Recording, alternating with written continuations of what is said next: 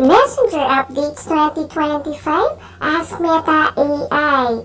Watch this video.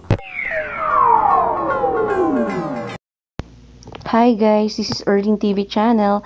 Ang topic po natin today is about Messenger. May update si Messenger na baka hindi pa po natin alam. So check natin kung ano nasa loob nun. Click Messenger. So dito guys, makikita natin yung Ask Meta AI or search. Dito pwede po tayong magtanong sa kanya ng information.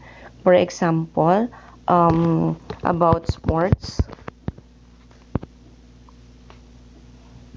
Yan, sports news.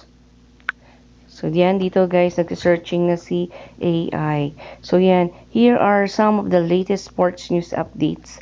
So, yan, may mga information dito na binigay si Meta.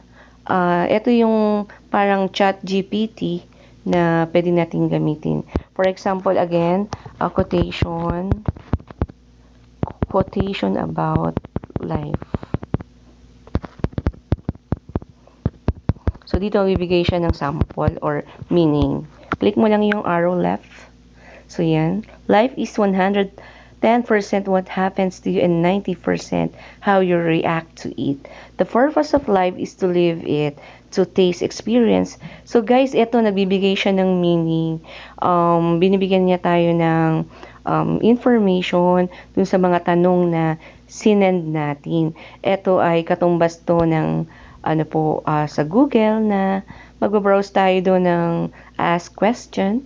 Dito sa Facebook, pwede na rin gamit ang ating Messenger.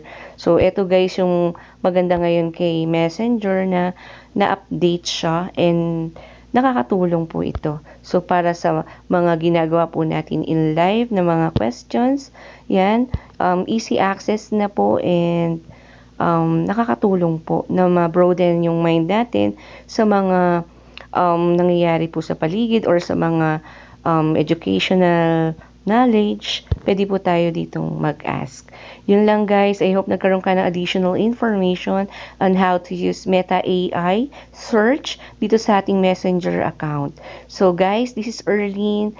Kung nagkaroon ka ng information, pakiclick na rin po ang subscribe button and i-click na rin po ang notification bell para updated po kayo sa latest tutorial video ng Erling TV dito sa YouTube.